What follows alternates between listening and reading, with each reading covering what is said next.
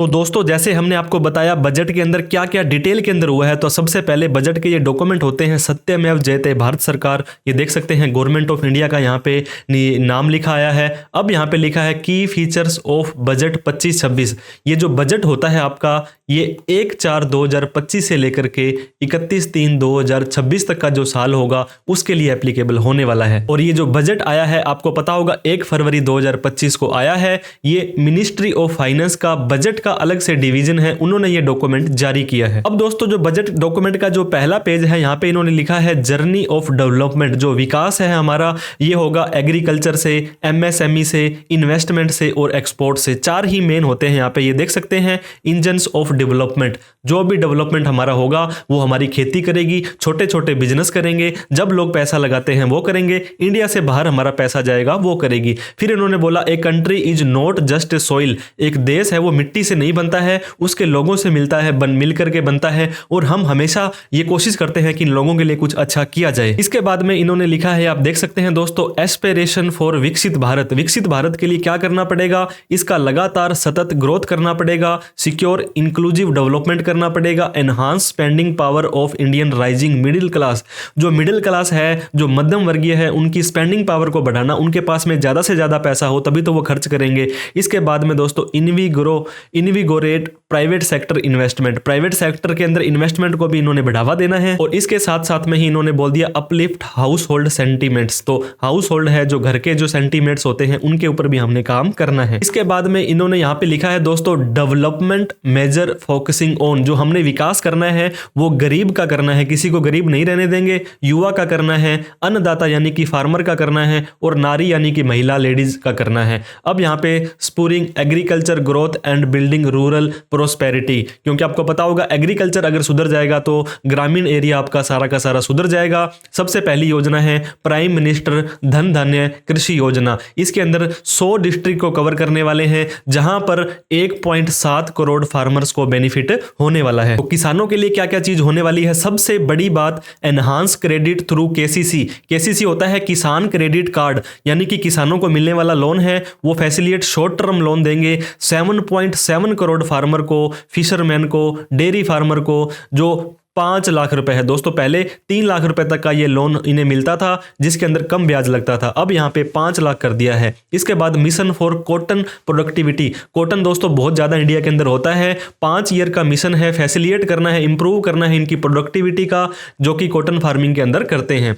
इसके बाद मखाना बोर्ड इन बिहार, क्योंकि बिहार को काफी कुछ दिया है, हो सकता है बाकी स्टेट्स को भी आया है, लेकिन इन डॉक्यूमेंट्स में बिहार इन्होंने स्पेशली मेंशन किया है। To be set up and improve production, processing, value addition and marketing and organisation of FPO, farmer production organisations होते हैं। इसके बाद में national mission on yielding seed, जो हाई यील्ड होते हैं, ज्यादा कमाई ज्यादा अच्छे जो होते हैं, उनको टारगेट डेवलपमेंट करना है। और इसके बाद में सीड के लिए हाई यील्ड, उनका प्रोसेसिंग, उनकी क्लाइमेट वगैरह के ऊपर काफी सारा काम इन्होंने किसानों के लिए करना है। इसके बाद में इन्होंने बोला है आत्मनिर्भरता इन पल्सेस। पल्सेस क्या होती है, दालें। इंडिया के अंदर सबसे ज्यादा दाल उगाई जाती है और सबसे ज्यादा दाल खाई भी जाती है। तो यहाँ पे 6 साल का एक इन्होंने मिशन है जो स्पेशल फोकस करेगा तुर की दाल, उर्द की दाल, मसूर की दाल के ऊपर। तो इनका डेवलपमेंट करेंगे, प्रोटीन एनहांस करेंगे, प्रोडक्टिविटी बढ़ाएंगे, और उसके बाद में इसकी खेती हो जाने के बाद उसका स्टोरेज मैनेजमेंट वगैरह के लिए बड़ी बड़ी चीजें करने वाले हैं। इसके बाद में India post as a catalyst for the rural economy. दोस्तों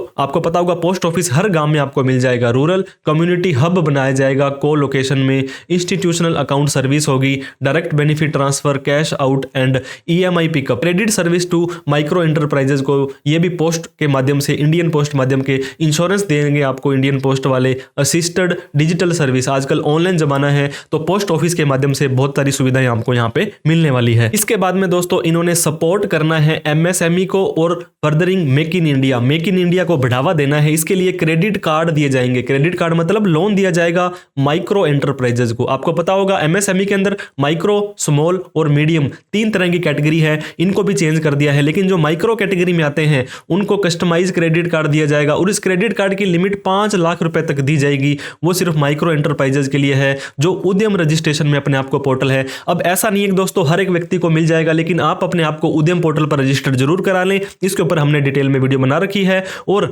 10 लाख ऐसे लोगों को ये क्रेडिट कार्ड दिए जाएंगे। इसके बाद में scheme for first time entrepreneur, पहली बार अपना कोई बिजनेस करना चाहते हैं उनको भी 5 लाख रुपए का first time, 5 lakh first time entrepreneur को, जिसके अंदर महिलाएं भी हैं, एससी कैटेगरी के हैं, एसटी कैटेगरी के हैं, उनको ये स्कीम का फायदा उठाया जाएगा, दिया जाएगा और उनको भी 2 करोड़ रुपए तक के लोन नेक्स्ट 5 ईयर में सरकार ने एज ए एमएसएमई उनको देने हैं। इसके बाद में गवर्नमेंट बोलती है manufacturing mission with the mandate on focus, हम मैन्युफैक्चरिंग को बढ़ावा देंगे, इंडिया में ज्यादा से ज्यादा चीजें बनाएंगे और फोकस करेंगे ease and cost of doing business, कि आपको आसानी से बिजनेस करने को मिले। इसके बाद में फ्यूचर रेडी वर्कफोर्स इन दी डिमांड जॉब, जिस तरह की डिमांड है उस तरह की हम जॉब भी तैयार करें, लोगों को स्किल भी करें। A vibrant and dynamic MSME sector होगा, अवेलेबिलिटी ऑफ टेक्नोलॉजी का जमाना है तो उसको अवेलेबल करवाएंगे, क्वालिटी के प्रोडक्ट बनाएंगे, clean tech manufacturing for climate friendly development. तो एमएसएमई मैन्युफैक्चरिंग के लिए इतना सारा काम इन्होंने करना है।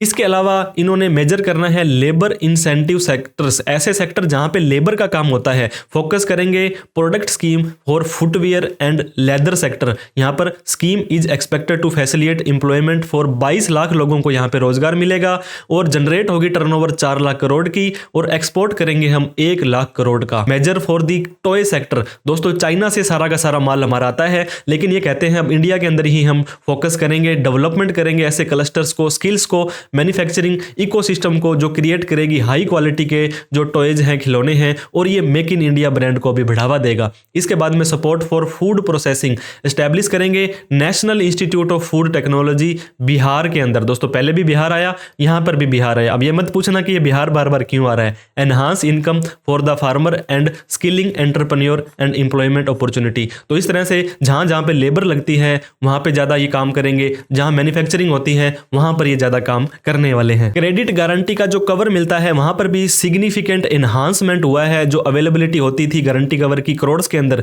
जो एमएसएमई थे पहले उनको 5 करोड़ की जो गारंटी मिलती थी अब 10 करोड़ की मिला करेगी और स्टार्टअप के लिए 10 करोड़ की जगह ये 20 करोड़ हो गया है। और एक्सपोर्टर हैं जो एमएसएमई के अंदर हैं उनको दोस्तों टर्म लोन है 20 करोड़ रुपए तक मिलेंगे। सरकार कहती है पैसा भेजो, बाहर भेजो, माल भेजो और वहां से डॉलर लेके आओ। और एमएसएमई की कैटेगरी भी यहां पे चेंज कर दी है। आपको दोस्तों पता होगा 3 तरह की होती है, देखिए माइक्रो है, स्मॉल है और मीडियम है। इनको 2 भागों में बांटा जाता है, इन्वेस्टमेंट प्लांट एंड मशीनरी में और टर्नओवर में। पहले जो माइक्रो थे 1 करोड़ तक की इन्वेस्टमेंट वाले आते थे, अब 2.5 करोड़ कर दिया है। स्मॉल को 10 करोड़ से 25 करोड़ कर दिया है, मीडियम को 50 करोड़ से 125 करोड़ कर दिया है। और वहीं पर टर्नओवर, जिसकी टर्नओवर 5 करोड़ तक थी वही माइक्रो आते थे, लेकिन अब 10 करोड़ हो गई है।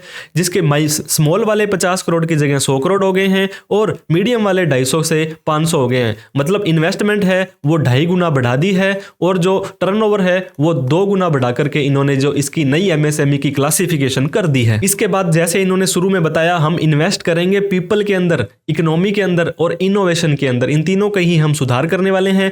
सक्षम आंगनवाड़ी एंड पोषण 2.0, गांवों के अंदर दोस्तों जो छोटे बच्चे हैं आंगनवाड़ी के अंदर जाते हैं। Expansion of capacity of Indian institute of technology, technology का जमाना है तो आईआईटी की कैपेसिटी बढ़ाएंगे। Day care cancer centre in all centre hospital, दोस्तों ऑल डिस्ट्रिक्ट हॉस्पिटल हर जिले के अंदर आपको ये मिलने वाले हैं। भगवान ना करे किसी को कैंसर हो, लेकिन आजकल खाना पीना ऐसा हो गया है कि इतनी ज्यादा बीमारियां बढ़ रही हैं।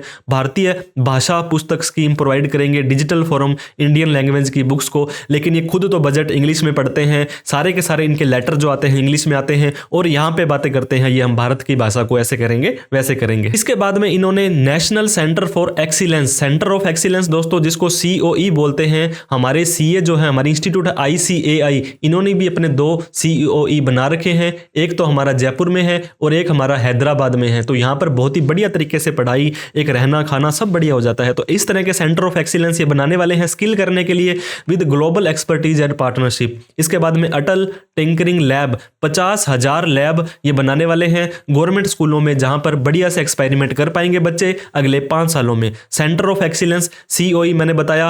एआई, जो एआई का जमाना है, चैट जीपीटी का जमाना है, उसके ऊपर भी ये एजुकेशन देंगे और टोटल इसका 500 करोड़ का खर्चा होने वाला है। ब्रॉडबैंड कनेक्टिविटी, ये सारे के सारे आज भी दोस्तों सरकारी स्कूलों में इंटरनेट नहीं मिलता है। जितने भी गवर्नमेंट के सेकेंडरी स्कूल हैं, प्राइमरी हेल्थ सेंटर हैं, रूरल एरियाज के अंदर जो वहां पे उनको ब्रॉडबैंड की कनेक्टिविटी दी जाएगी। Expansion of medical education, 10,000 additional seats with the goal of adding 75,000 seat is next 5 year. तो 10,000 सीट्स लेंगे और अगले 5 सालों में दोस्तों 75,000 नई सीटें। आपको पता होगा एमबीबीएस करना कितना कठिन होता है, नीट की आप एक क्लास में एग्जाम देते हैं, उसको क्रैक करते हैं, उसके बाद में आपको पता नहीं कौन से एरिया में कहां जाकर के कॉलेज मिलता है। तो सीटें ज्यादा बढ़ जाएंगी तो आपको लोकल भी, आपके आसपास भी आपको सीट मिलने की संभावना बढ़ जाएगी। इसके बाद में पीएम स्वय निधि, ये to be revamped with enhance loan for banks, bank से लोन मिलेगा, यूपीआई लिंक क्रेडिट कार्ड मिलेगा और कैपेसिटी बिल्डिंग सपोर्ट आपको मिलने वाला है। अब दोस्तों welfare of online platform worker, registration होगा उनका ई श्रम पोर्टल पर। हेल्थ केयर के अंदर पीएम जन आरोग्य योजना में जो ऑनलाइन बेचारे काम करते हैं, उनका कोई धनी दौरी नहीं होता है, उनके लिए यहाँ पे एक प्लेटफॉर्म प्रदान किया जाने वाला है। अब यहाँ पे ये बोल रहे हैं कि support to state for infrastructure, क्योंकि जो आपको पता होगा स्टेट्स हैं, कितने तरह के हमारे स्टेट्स हैं, उनको जो सपोर्ट मिलता है वो सेंटर की तरफ से ही मिलता है। ये आउटले करेंगे 1.5 लाख करोड़ रुपए, 50 साल का इंटरेस्ट फ्री लोन, 50 सालों तक इनको लोन देंगे राज्यों को for capital expenditure and incentives for reform. दोस्तों आपको कोई कहे कि 50 साल तक मुझे वापस ये लोन मत देना, तो कितना अच्छे से आप उसका इस्तेमाल करेंगे। इसके बाद में जल जीवन मिशन, ये अचीव करेगा 100% कवरेज द मिशन, ये एक्सटेंड कर दिया है 2028 तक with an enhance total outlay. दोस्तों हम राजस्थान में रहते हैं और हमारा जो भी जल आता है, पानी आता है, ये पंजाब से होकर के आता है और पंजाब में इतनी फैक्ट्रियां हैं, इतना गंदा पानी, इतना जहरीला पानी हमारे यहाँ पे आता है और वही हमें पीना पड़ता है। तो हम खुद के ऊपर ही ये बीत रही है, तो इसलिए उम्मीद करते हैं इस स्कीम के तहत हमें कुछ ना कुछ बेनिफिट मिले। अब है पावर सेक्टर रिफॉर्म्स, ये इंसेंटिवाइज करेगा distribution reform and augmentation of infrastructure transmission, additional borrowing 0.5% of GSDP to state contingent on these reform. तो यहाँ पर भी पावर सेक्टर्स के अंदर भी काफी तरह की यहाँ पे इन्वेस्टमेंट इन्होंने करनी है, पैसा लगाना है। इसके बाद में हम बात करते हैं एसेट मोनेटाइजेशन प्लान है 2025 से लेकर के 2030 में जितनी भी इनकी एसेट पड़ी है, संपत्तियां पड़ी हैं, इधर उधर पड़ी है, ये लॉन्च हुआ है to plough back capital of 10 lakh crore की न्यू प्रोजेक्ट के अंदर। इसके बाद में अर्बन चैलेंज फंड आया है 1 लाख करोड़ का टू इंप्लीमेंट करने हैं proposal for cities as growth hub. ये क्रिएट करेगा दोस्तों redevelopment of cities and water and sanitisation, शहरों के अंदर भी, अर्बन एरिया के अंदर भी आपको अच्छा पानी और अच्छी जो सुविधाएं मिलने वाली है। इसके बाद में मैरीटाइम डेवलपमेंट फंड है with A corpus of 25,000 crore से ये लॉन्ग टर्म फाइनेंस देगा और 59% कॉन्ट्रीब्यूशन है ये स्टेट गवर्नमेंटों को देने वाली है central government. Nuclear agency mission for विकसित भारत, यह अमेंडमेंट की गई है। ये दोस्तों एटॉमिक एनर्जी एक्ट था, ये सिविल लाइबिलिटी थी, न्यूक्लियर डैमेज हो जाती थी ना पहले, ये हमें यूएसए से ये जो न्यूक्लियर एनर्जी का लेना था और वहां पे एक विवाद चल रहा था, वो बोल रहे थे अगर यहाँ पे कुछ ये न्यूक्लियर के कारण कुछ दिक्कत आ जाती है तो हम गारंटी नहीं लेंगे, लेकिन वहां पर ये डैमेज के लिए act will be taken up for the active partnership with the private sector. उड़ान, ये दोस्तों रीजनल कनेक्टिविटी देगा, 120 नए एयरपोर्ट खुलेंगे और 4 करोड़ पैसेंजर्स को अगले 10 सालों के अंदर बड़ी ही सुविधा मिलने वाली है। आप भी मान के चलें अगर आपका थोड़ा सा बड़ा शहर है तो वहां पर भी एयरपोर्ट खुलने की संभावना है, क्योंकि आपको पता होगा 120 नए एयरपोर्ट हमारे देश में अब खुलने वाले हैं, जिससे 4 करोड़ लोगों को फायदा मिलेगा। इसके बाद में दोस्तों फ्यूचर नीड ऑफ बिहार, यहाँ फिर से बिहार आ गया है। आप मुझसे मत पूछेगा ये बिहार बार बार क्यों आ रहा है, क्योंकि ये जो सरकार है जिसके अंदर बिहार के जो पीपल हैं उनके जो वोट हैं काफी ज्यादा यहाँ पे इनको सहयोग है। Green field airport, Hare Hare airport होंगे, फाइनेंशियल सपोर्ट होगा for the western Kosi canal CRM project के लिए। इसके बाद में स्वयं ही फंड जो आपका ये दिया गया है 15,000 करोड़ फंड के एक्सपेंडिचर हैं, ये कंप्लीट होंगे 1 lakh dwelling units through blended finance, इस हिसाब से आपको ये फाइनेंस दिया जाएगा। टूरिज्म के लिए, टूरिज्म की ग्रोथ के लिए इन्होंने टॉप 50 टूरिज्म डेस्टिनेशन साइट्स हैं वो डेवलप करनी है, पार्टनरशिप करनी है स्टेट के साथ में। बड़ी बड़ी जो टूरिज्म घूमने की जगह होती है, जैसे आप ताजमहल देख लीजिए, लाल किला देख लीजिए, वो स्टेट गवर्नमेंट के साथ मिलकर के उसको पूरा डेवलप करेंगे करेंगे, इंट्रोड्यूस करेंगे streamline with e visa facility. India में किसी और कंट्री के लोगों को आने के लिए वीज़ा लेना पड़ता है, यहाँ पर भी सुविधाएं देंगे। Incentive skill development programme for youth. इसके बाद में performance linked incentive to state जितनी बढ़िया परफॉर्मेंस करेगा वैसे ही उनको इंसेंटिव्स दिए जाएंगे।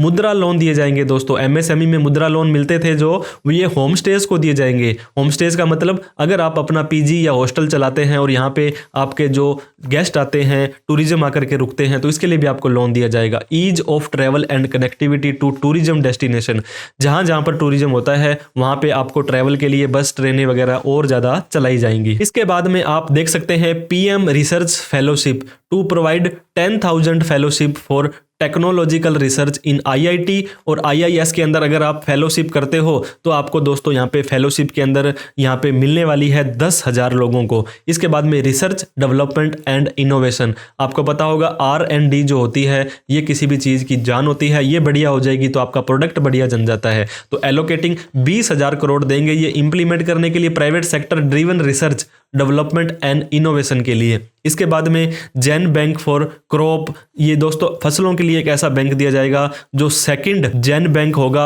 विद 10 लाख यहाँ पे आपकी लाइंस आएंगी to be set up with future food and nutrition security के हिसाब से आपको ये अलॉट करने वाले हैं। इसके बाद में national geo mission to develop foundation geospatial infrastructure and data using PM Gati Shakti facilitation modernisation of land record urban planning and design of infrastructure project. दोस्तों आपको पता होगा जो भी ये जो प्रॉपर्टी से रिलेटेड जो भी डॉक्यूमेंट होते हैं, इनकी जो प्रोजेक्ट्स होते हैं उनके ऊपर भी बढ़िया काम करने वाले हैं। इसके बाद में ज्ञान भारतम मिशन, ये documentation and conversation of over manuscript heritage है, जो तृप्ति थी दोस्तों उसको कवर किया है। More than 1 crore manuscripts national digital, इसकी जो रिपोजिटरी है वो Indian knowledge system with knowledge sharing to be set off की जाने वाली है। इसके बाद में एक्सपोर्ट के जो डिपार्टमेंट है, गवर्नमेंट कहती है एक्सपोर्ट करो जितना हो सकता है और बाहर से हमें डॉलर, पाउंड, यूरो वगैरह ला करके दो ताकि हमारा विदेशी मुद्रा भंडार है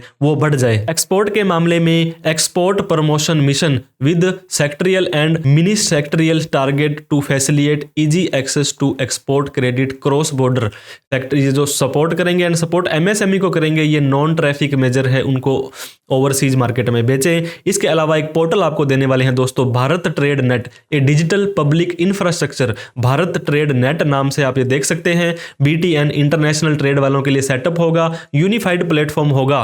ये दोस्तों आपको डॉक्यूमेंटेशन के लिए, फाइनेंशिंग सोल्यूशन के लिए सपोर्ट करेगा और ग्लोबल सप्लाई चेन के लिए भी। इसके बाद में नेशनल फ्रेमवर्क फॉर GCC यानी कि ग्लोबल कैपेसिटी सेंटर होंगे जो टायर 2 की सिटी के अंदर बनाने वाले हैं। अब warehousing facility for air cargo to facilitate upgradation of infrastructure and warehousing for air cargo including high value perishable horticulture product. दोस्तों एयर कार्गो क्या होता है, जब जहाज से आप कोई भी सामान कहीं पर भेजते हैं तो वहां पर एयर कार्गो आता है, तो इस तरह के कोई पेरिशेबल गुड्स होते हैं जो जल्दी खराब होने वाले हैं, उनके लिए एक नया प्रोजेक्ट ये लाने वाले हैं। इसके अलावा दोस्तों Grameen credit score framework to serve the credit need of self help group member and people in rural area, जो गांवों में लोग रहते हैं उनको लोन देने के लिए प्रोजेक्ट बनाएंगे। NABFID to set up a partial credit enhancement facility for corporate bond and infrastructure. आपको पता होगा कोई भी कंपनी अपने बॉन्ड्स जारी करती है वो कॉर्पोरेट बॉन्ड के माध्यम से करती है, तो यहां पर भी इनको सुविधाएं दी जाएगी। ये दोस्तों revamp centre KYC registry to be rolled out in 2025। आपने बैंक में जाना है तो अलग KYC देनी है, पोस्ट ऑफिस में जाना है तो अलग देनी है, हर जगह अलग अलग होती है। अब आपको पता है आधार हर चीज का आधार बन चुका है, तो मेरे हिसाब से आधार का यूज करके ये आपको सेंट्रल KYC की सुविधा देने वाले हैं। इसके बाद में rationalisation of requirement and procedure for speedy approval of company mergers, जो कंपनियों के मर्जर्स वगैरह होते हैं उनके लिए भी आपको स्पीडी अच्छे से अप्रूवल वगैरह और जल्दी जल्दी आपके काम हो जाने वाले हैं। FDI यानी कि फॉरेन डायरेक्ट इन्वेस्टमेंट होती है कि बाहर से पैसा हमारे इंडिया के अंदर कोई लगा सकता है। और इंश्योरेंस सेक्टर की बात करें तो पहले 74% तक पैसा लगा सकते थे, अब यहाँ पे 100% की मंजूरी दे दी है, तो यहाँ पर भी एक प्लस पॉइंट है इंश्योरेंस सेक्टर के लिए। अब टैक्स रिफॉर्म की बात करें दोस्तों, बात हो रही थी डायरेक्ट टैक्स कोड 2025 आ रहा है, बड़े बड़े चेंजेस होने वाले हैं, लेकिन इस बजट में तो कुछ भी इन्होंने अनाउंस नहीं किया। Changes in direct tax and proposal introduce in the new income tax bill. और ये बिल क्या होगा, कब होगा, ये एक हफ्ते के अंदर अंदर आपको पता लग जाएगा, क्योंकि इसके लिए अलग से एक जो संसद के अंदर जो होगा हमारा, वहां पर ये लेकर के आने वाले हैं। रेगुलेटरी रिफॉर्म्स हैं, इसके बाद light touch regulatory framework based on principle and trust to unleash productivity and employment, productivity बढ़िया हो उस तरह के रेगुलेशन ये लाने वाले हैं। इसके बाद में high level committee for regulatory reforms, दोस्तों रिफॉर्म्स होते हैं बड़े बड़े सुधार लाना, ये नए नए रूल लेकर के आ रहे हैं। Investment friendliness index of states के साथ में इन्वेस्टमेंट फ्रेंडली जो है माहौल बनाना है। FSDC mechanism to evaluate impact of the current financial regulation and subsidiary instruction along with a framework to enhance their responsiveness and development of the financial sector का Jan Vishwas bill है दोस्तों, ये 2.0 है to decriminalise more than 100 provision in various law. बहुत तरह के ऐसे कानून थे जहां पर 100 ऐसे प्रोविजन थे जहां पे आपको क्रिमिनल केस चलता था उसके ऊपर, उनको भी ये हटाने के लिए बात कही गई है। अब दोस्तों डायरेक्ट और इनडायरेक्ट टैक्स, दो तरह के टैक्स होते हैं। जो आपका इनकम टैक्स होता है वो डायरेक्ट टैक्स होता है, जो कि डायरेक्ट टैक्स कोड 2025 अगले हफ्ते आ जाएगा। इनडायरेक्ट टैक्स के अंदर आपको लगता होगा कि सिर्फ जीएसटी हमें लगती है, लेकिन ऐसा नहीं है। और जीएसटी के अंदर आपको पता होगा एक जीएसटी काउंसिल है और वही सारा डिसीजन लेती है। तो बजट में जीएसटी के ऊपर ज्यादा कोई चेंजेस नहीं आए हैं। और इनडायरेक्ट टैक्स इसके अलावा भी कुछ होते हैं, जैसे कि कस्टम एक्साइज वगैरह। तो rationalisation of custom tariff structure for industrial good, यहाँ पे दोस्तों पहले क्या होता था 7 टैरिफ रेट होते थे, अब उनको हटा करके सिर्फ एक ही टैरिफ रेट रखा जाएगा। Apply not more than 1 cess on surcharge, surcharge और सेस है वो भी एक से ज्यादा नहीं होंगे। Apply equivalent excess to maintain effective duty incidence on most item and lower cess on certain item. तो इस तरह की भी दोस्तों यहाँ पे आपको जो चीजें हैं देखने को मिलेगी। इसके बाद में दोस्तों कुछ सेक्टर स्पेसिफिक प्रपोजल भी इन्होंने दिए हैं। ये सारे के सारे प्रपोजल हैं, अभी फाइनल लगभग वैसे तो हो जाते हैं। मेक इन इंडिया के अंदर एग्जम्पशन देंगे ओपन सेल को, जो एलसीडी और एलईडी टीवी बनाने के लिए, looms for textile, capital goods, lithium जो आयरन की बैटरी होती है, मोबाइल फोन्स हैं और इलेक्ट्रॉनिक व्हीकल है, इनके लिए इनको यहाँ पे एग्जम्पशन दी जाएगी। प्रमोशंस ऑफ एमआरओ एग्जम्पशंस दी जाएगी 10 साल की on the goods for ship building and ship for breaking, extension of time limit for export of railway goods imported for repair. इसके बाद में एक्सपोर्ट प्रमोशन की जो स्कीम है, ड्यूटी फ्री इनपुट है, हैंडीक्राफ्ट और लेदर के सेक्टर्स को यहाँ पे दी जाने वाली है। ट्रेड फैसिलिटेशन दी जाएगी, टाइम लिमिट फिक्स हो गई है। Finalisation of provisional assessment, new provisional और voluntary declaration of material fact post clearance and duty payment with interest, लेकिन विदाउट पेनल्टी होने वाली है। IGCSR रूल अमेंडेड हुए हैं, एक्सटेंड टाइम लिमिट है 1 साल की और क्वार्टरली स्टेटमेंट आपको देनी पड़ेगी मंथली की जगह। इसके अलावा दोस्तों इंप्रूव्ड किए गए हैं access to life saving medicine, addition of 36 life saving drug है या मेडिसिन है जो एग्जम्प्टेड लिस्ट में डाल दी है। दोस्तों बड़ी बड़ी बीमारियां हैं, आपको पता होगा लाखों के कई इंजेक्शंस वगैरह आते हैं, तो इसके अंदर 36 ऐसी लाइफ सेविंग दवाइयां हैं जिनको एग्जम्प्ट लिस्ट में डाल दिया है। 6 ऐसी दवाइयां हैं जिनको सिर्फ 5% ड्यूटी में ही डाला जाएगा। 37 medicine and 13 new patients assistant programme है, उनको भी एग्जम्प्ट लिस्ट में डाल दिया है। मेडिसिन हैं जो रेयर डिसीज होती है, कैंसर है या ऐसी कोई क्रोनिक डिसीज है, इनके लिए यहाँ पे स्टेप लिया गया है। अब जिस चीज का इंतजार आप सभी को बेसब्री से था वो है direct tax code. Direct tax code मतलब इनकम टैक्स के अंदर क्या क्या चेंजेस आपको देखने को मिले हैं। आपने introduction of A scheme for determining arms length price of international transactions, ALP होता है आर्म लेंथ प्राइस, ये आप लोगों के लगभग काम नहीं आती है। इसका जो ब्लॉक पीरियड था वो 3 ईयर हो गया है। Expansion of scope of safe harbour rules थे, वो रिड्यूस लिटिगेशन एंड प्रोवाइड इसमें सर्टेनिटी इन इंटरनेशनल टैक्सेशन। अब दोस्तों personal income tax reform which special focus on the middle class. Middle class कौन कहलाता है?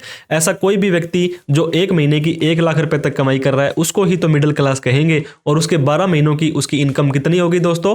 12 लाख रुपए होगी। तो सरकार कहती है अगर आपकी 12 लाख रुपए तक इनकम है तो आपका टैक्स हो जाएगा 0। अगर आपकी 12 लाख से ज्यादा चली जाती है तो दोस्तों आपको 0 से 4 लाख तक तो कुछ टैक्स नहीं देना है, 4 लाख से 8 लाख पर देना है 5%, 8 लाख से 12 लाख पर 10%, 12 से 16 पर 15%, 16 से 20 पर 20%, 20 लाख से 24 लाख पर 25 और 24 लाख से ऊपर 30% टैक्स देना है। अब यहाँ पे 4 लाख पर भी टैक्स लग रहा है, 8 लाख पर भी, 12 लाख पर भी। सर आप कह रहे हो यहाँ पर तो आपको टैक्स नहीं देना है, टैक्स नहीं देना है। 4 लाख से 8 लाख का जो टैक्स होता है दोस्तों, वो 4 लाख के ऊपर 5% कितना बनता है, 20,000 रुपए बन जाता है। और वहीं पर 8 लाख से 12 लाख पर जो 4 लाख है, इस 4 लाख के ऊपर 10% टैक्स कितना बन जाता है आपका, 40,000 रुपए बन जाता है। तो ये 20,000 रुपए टैक्स और ये 40,000 रुपए टैक्स। टैक्स तो आपका बनेगा एक बार, लेकिन 60,000 रुपए की जो आपको रिबेट है 87A के अंदर मिल जाएगी और आपका टैक्स हो जाएगा 0। और आपकी इनकम 12 लाख से ज्यादा चली जाती है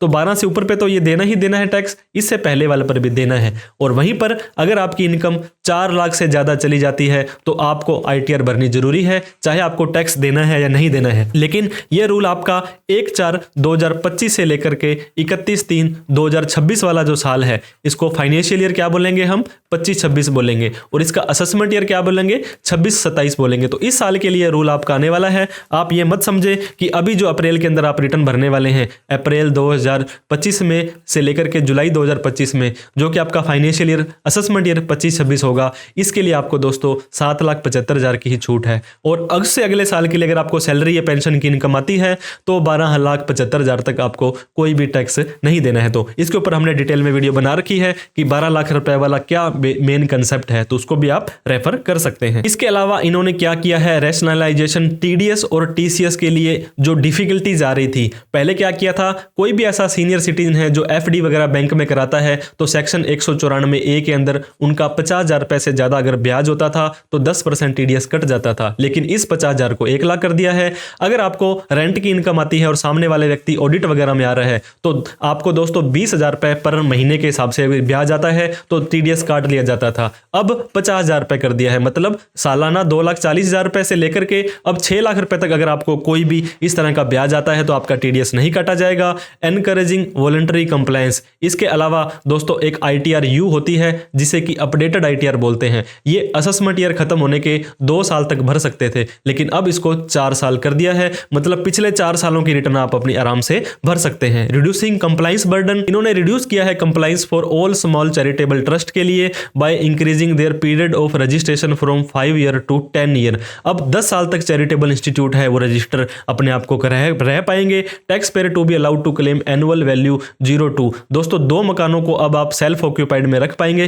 पहले एक होता था। मतलब अगर आपके पास 2 घर हैं और दोनों खाली पड़े हैं या एक में आप रहते हो तो उसमें पहले क्या होता था, वो डीम्ड लेट आउट मान लिया जाता था और उस पर भी आपको टैक्स देना पड़ जाता था अगर वो खाली पड़ा है तो भी। लेकिन अब ऐसा नहीं है, 2 घर आपके पास हैं तो दोनों पर ही आपको कोई भी रेंट वगैरह नहीं देना है। इसके बाद में हम बात करते हैं एम्प्लॉयमेंट एंड इन्वेस्टमेंट के बारे में। तो यहां पे इन्होंने tax certainty for electronic manufacturing scheme के लिए दी है। टनेज टैक्स स्कीम है वो इनलैंड वेसल्स के लिए दे दी है। Extension for incorporation by 5 year, startups को 5 साल का एक्सटेंशन दे दिया है। Specific benefit to ship leasing units हैं, इंश्योरेंस ऑफिस हैं, ट्रेजरी सेंटर हैं, global companies which are set up in IFSC। इसके बाद में certainty of taxation of category 1 and category 2 AIFs undertaking investment in infrastructure and other such sector on the gain from securities। अब दोस्तों हम आपको बताने वाले हैं, अगर एक सरकार को 100 रुपए कहीं से प्राप्त होते हैं 1 साल के अंदर तो वो पैसा कहां कहां से आता है। सबसे ज्यादा 24% बोरोइंग्स एंड अदर लाइबिलिटी, मतलब उधार लेकर के, लोन लेकर के, कर्जा लेकर के ये सरकार चलती है। 1/4 हिस्से की, मतलब 100 में से 24 पैसे इनके। इसके बाद में जो इसके अलावा जो नेक्स्ट ज्यादा कंट्रीब्यूशन करने वाला 22% इनकम टैक्स है। इनकम टैक्स के अंदर दोस्तों 22% का इनका योगदान होता है सरकार के ऊपर। इसके बाद में कॉरपोरेशन टैक्स, मतलब जो प्राइवेट लिमिटेड, पब्लिक लिमिटेड वगैरह कंपनियां टैक्स देती हैं वो 17% है। इसके बाद में GST है वो भी 18% है, मतलब GST और इनडायरेक्ट टैक्सेशन जो होते हैं। यूनियन एक्साइज है 5%। इसके अलावा दोस्तों नॉन टैक्स रिसीट है 9%, non debt capital receipt 1%, custom है 4%। तो इस तरह से 100 रुपए अगर गवर्नमेंट को 1 साल में इकट्ठा होता है तो इन जगह से ऐसे ऐसे करके इकट्ठा होता है। अब बात करते हैं, अगर सरकार ने 100 रुपए का खर्चा करना है तो सबसे ज्यादा खर्चा कहां होता है। आप ये देख सकते हैं 22% खर्चा state share of taxes and duties 22%, मतलब जो राज्य होते हैं, आपको पता होगा राज्य और सरकार की कई बार बनती है कई बार नहीं बनती है, तो 22% तो पैसा उनका वहां चला जाता है। 20% इनका इंटरेस्ट पेमेंट लिमिट में चला जाता है, क्योंकि जब भी दोस्तों आप कर्जा लोगे, लोन लोगे, तो उसको भरना भी पड़ता है, उसका इंटरेस्ट भी चुकाना पड़ता है। तो 20% ये इंटरेस्ट में चुका देते हैं। इसके अलावा 16% है सेंट्रल सेक्टर स्कीम है, excluding central outlay in defence and subsidy. Defence और सब्सिडी के अलावा जो इसकी स्कीमें होती हैं सेंट्रल स्कीम, उनके ऊपर चला जाता है। इसके अलावा 6% आपका दोस्तों चलता है सब्सिडीज के अंदर, 8% डिफेंस के अंदर खर्च करता है, हमारी आर्मी के ऊपर, मिलिट्री के ऊपर। इसके अलावा 8% finance commission and other transfers, जैसे मान लीजिए आपका भी 8वां वेतन आयोग वगैरह लगने वाला है, सेंट्रल स्पॉन्सर स्कीम के अंदर 8%, और इसके अलावा अदर में 8%। पेंशन में सरकार अपने 100 में से 4 रुपए तो पेंशनर होल्डरों को दे देती है, उनके ऊपर 4% का खर्चा सरकार करती है। अब बात करते हैं हम रिसीट की। रिसीट होता है प्राप्तियां, जो पैसा इनके पास आ रहा है। तो दो तरह से आपका पैसा आ सकता है। एक होता है रिवेन्यू रिसीट, जो मतलब आप अपनी इनकम मान सकते हैं, जो आपकी कमाई है, और एक होता है कैपिटल रिसीट, आपकी कमाई नहीं है लेकिन पैसा आपके पास फिर भी आ गया, चाहे किसी ने लोन दे दिया या कहीं से इस तरह का पैसा आता है। तो ये है लाख करोड़ के अंदर। दोस्तों 2023-24 के अंदर था 27 लाख करोड़, 24-25 में 31 लाख करोड़, इसके अलावा 30.9 करोड़ है ये जो आपका अब तक का हो जाने वाला है। लेकिन अगले साल के लिए 34 लाख करोड़ रुपए सरकार को रेवेन्यू आने वाला है। और कैपिटल रिसीट की बात करें तो 17 करोड़ से 16 करोड़, 16.3 से अब इसको अगले साल बढ़ाने की उम्मीद है, 16.4 करोड़ ये जो 25-26 साल है इसके अंदर हो जाने वाला है। तो मतलब 34 करोड़ रुपए तो यहां से आ जाएगा और 16 करोड़ रुपए यहां से आ जाएगा। मतलब सरकार के पास 50 लाख करोड़ रुपए आ जाने वाले हैं 25-26 साल के लिए। अब उसी तरह से हम एक्सपेंडिचर खर्चे की भी बात कर लेते हैं। जो पैसा आता है वो भी दो तरह से आता है, और कैपिटल एक्सपेंडिचर यहाँ पे, और रेवेन्यू एक्सपेंडिचर। रेवेन्यू का मतलब हो गया सैलरीज वगैरह देनी है, जो आगे जो भी खर्चा करना है रूटीन वाला। तो 37 से अब इसको अगले साल 39 लाख करोड़ का खर्चा करने वाले हैं। और वहीं पर कैपिटल एक्सपेंडिचर, जो बड़ी बड़ी बिल्डिंग्स, इन्वेस्टमेंट, इंफ्रास्ट्रक्चर, इस तरह का काम करना है, वो 25-26 में 15.5 करोड़, मतलब 39 और 15 आप ये देख सकते हैं, लगभग 55 करोड़, 55 लाख करोड़ के लगभग इनका खर्चा असेसमेंट जो आपका 25-26 साल है उसमें हो जाने वाला है। अब हम बात कर लेते हैं डेफिसिएट ट्रेंड की। डेफिसिएट क्या होता है? घाटा होता है, नुकसान होता है। ये अलग अलग साल का दिया जा रहा है। ये आपका साल है 22 का, 23 का, 24 का, 25 का, और ये वाला साल है दोस्तों 26 का है।